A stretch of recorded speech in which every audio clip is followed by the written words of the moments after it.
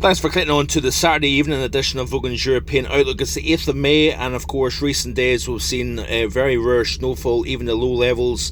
We are going to see warming conditions. We have already seen warming conditions across particularly the southeastern half of the British Isles during the course of today. But the warm up that we're seeing, you have to be somewhat conservative because you have to look at the average temperatures for this time of the year. And those averages are surprisingly higher than you think. So when you're talking about temperatures 21, 22 Celsius, the warmest we've seen in several weeks, which is pretty remarkable to say actually, given the fact that we're into the second week of May. You would typically see the low 20s a few times by now across particularly the southeast, but even across further north areas you would see temperatures in the high teens. But we've been so chilly in recent weeks that even temperatures as high as 16 degrees feels warm, even in places such as London. The reason for the milder conditions, we've got an area of low pressure centred to the west of the UK. It's really wound up into a very tight, very deep area of low pressure, helped by the fact that we've got a resistance of high pressure over the continent.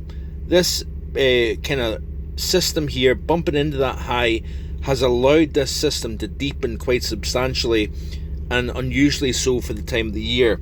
So ahead of this frontal boundary that you can see here, a line of precipitation, intense convective energy here, that's basically the dividing line between chillier air and warmer air. We're seeing some enhanced convection, thunderstorm activity across this frontal boundary, and we're going to see that running north eastwards and into Wales, into the parts of England, Cumbria, the North Pennines, even into the southwest of England as well. We're going to see some very hefty rainfall totals here because of that, the confliction in energy here, and of course temperature between west and east of this boundary.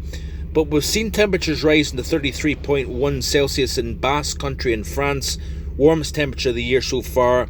We're going to tap in moderately so to that warmth during the course of tomorrow. So that some of that warmth already now crossing the channel into the southeast. Temperatures 17 Celsius in parts of the southeast today, but stuck under the rain and winds coming in off the North Sea. We've struggled to get above 5 Celsius, so we're starting to increase that thermal gradient between the north and the south here, which is quite interesting. But certainly we're going to see the dividing line here. We're going to see some of this warm air lifting up into Scotland, but I say warm very, very conservatively, because the reason why I say that is because the temperatures tomorrow, for example, in Glasgow, is expected to reach 15 Celsius. You might say to yourself, wow, that's a nice welcome relief from the 5-6 degrees that we're seeing today. And yes, it is.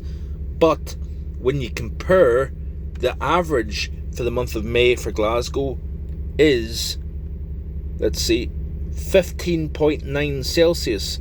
So technically speaking, that temperature tomorrow is still 1 Celsius below the average for the month of May. So that just goes to show how chilly it's been, when 15 Celsius, which is still a degree below normal, will feel considerably nice. Now, where we do go above normal is going to be here across the southeastern portion of England between London and Norwich.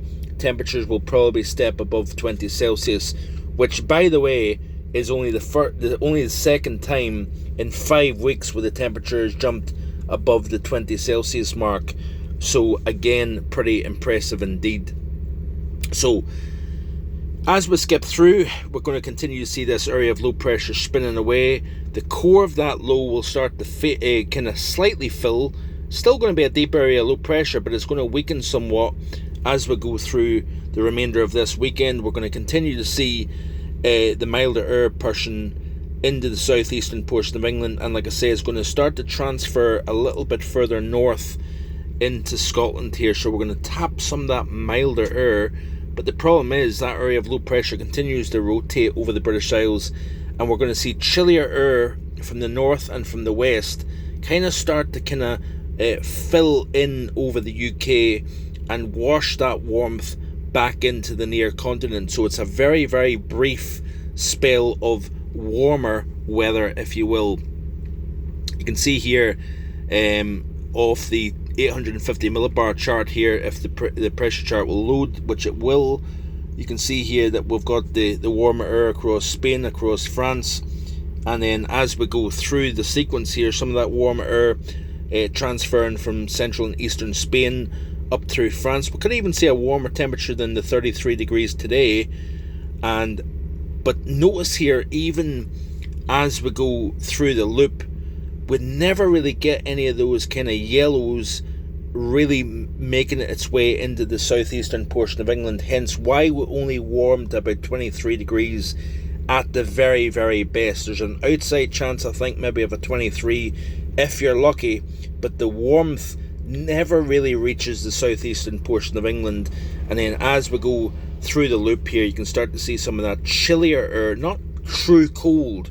We start to kind of lose that really deep cold, but we still get that chilly air becomes entrained within that area of low pressure. It kind of spins around over the UK, and then we kind of see the continuation of that colder air kind of persistent through the course of next week here. We never really managed to tap in to any of that kind of warmth once again, and this really takes us out to about the 21st, 22nd of May here. We might get a little bit of a glimpse in towards next weekend here or beyond.